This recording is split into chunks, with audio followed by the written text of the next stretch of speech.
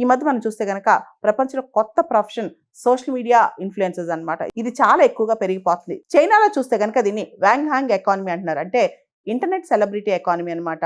ఎవరైతే internet influencers ఉంటారో వాళ్ళు చాలా మంది దగ్గర డబ్బులు తీసుకుని ఈ రకరకాల రంగాల్లో అడ్వైజ్ ఇవ్వడం మొదలెడతారనమాట. ఈ కార్ బాగుంది, ఈ లిప్స్టిక్ బాగుంది, లేకపోతే ఈ యొక్క కాస్మెటిక్ బాగుంది, లేకపోతే ఈ కంపెనీలో పెట్టుబడులు పెట్టండి, ఇలా చాలా అడ్వైజెస్ ఇస్తూ ఉంటారనమాట.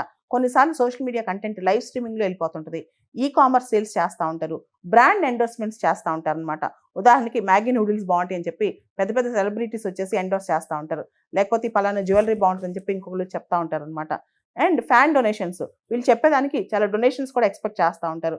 ముఖ్యంగా ఎంటర్టైన్మెంట్, అడ్వర్టైజ్మెంట్, ఇవన్నీ ఆన్లైన్ రీటైల్ ఇదంతా కూడా చైనాలో విపరీతంగా పెరిగిపోయిందనమాట. ఇదంతా కూడా సోషల్ మీడియా ఇన్ఫ్లుయెన్సర్స్ ఎక్కువగా చేస్తున్నారు. చైనాలో పెద్ద పెద్ద ప్లాట్ఫామ్స్ ఉంటాయి. ఉదాహరణకు మనం టిక్ టాక్ అంటుంటాం కదా, చైనాలో డోయిన్ అని ఒకటి ఉంది. అదేవిధంగా వేబో అని, తాబో లైవ్ అని చెప్పి ఇలా రకరకాల ఛానల్ సోషల్ మీడియా ప్లాట్ఫామ్స్ ద్వారా వీళ్ళు ప్రమోట్ చేస్తున్నారనమాట. ఇది అక్కడ మిలియన్స్ ఆఫ్ డాలర్స్ ఎకానమీగా మారిపోయిందనమాట. ఇంటర్నెట్ అడ్వర్టైజ్మెంట్ కానీ, సోషల్ మీడియా ఇన్ఫ్లుయెన్సింగ్ కానీ, ఇదంతా చూసి చైనా గవర్నమెంట్ దీని మీద ఆగ్రహం వ్యక్తం చేస్తుంది.